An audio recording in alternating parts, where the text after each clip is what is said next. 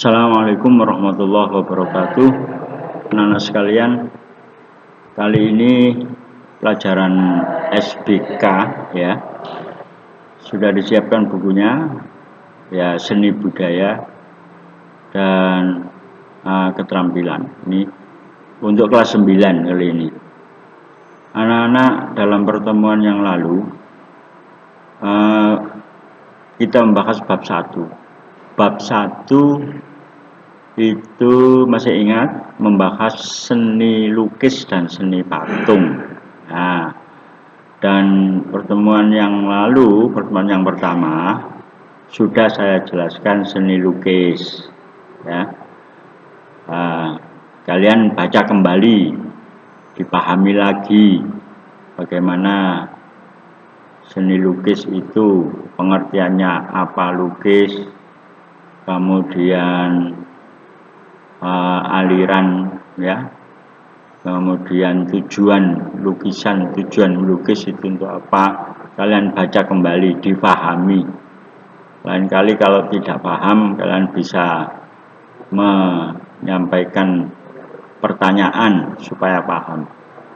Kemudian aliran lukisan yang ada di buku sudah dijelaskan juga ya, aliran representatif dan aliran non representatif. Itu seni lukis sudah ada semua, diulangi lagi, dibaca kembali.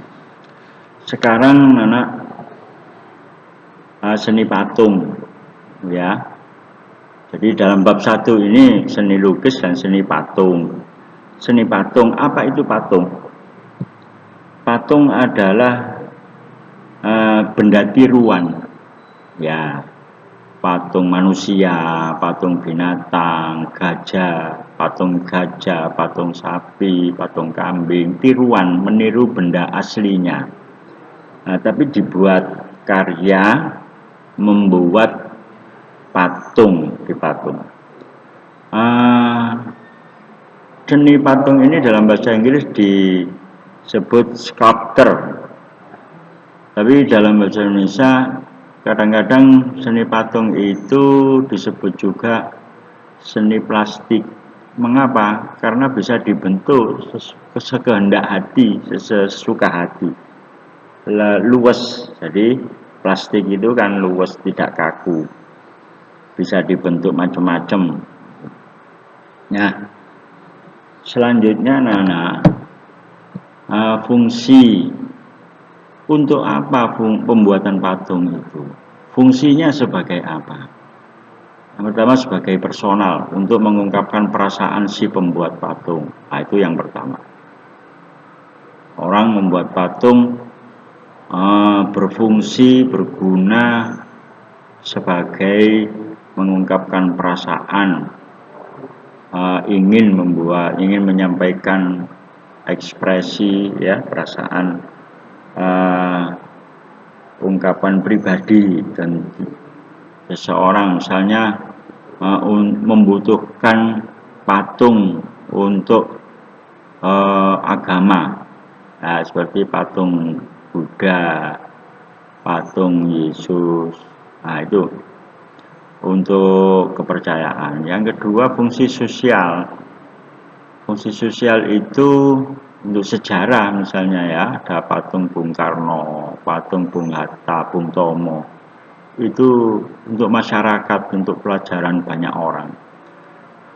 Kemudian fungsi fisik, patung, orang membuat patung, patung apa saja, tidak untuk agama, tidak untuk mengungkapkan perasaan pribadi, tidak, tapi sengaja sebagai memuas keindahan, pemuas kepuasan, kenikmatan, dinikmati indahnya, bagusnya patung itulah, itu namanya fungsi fisik.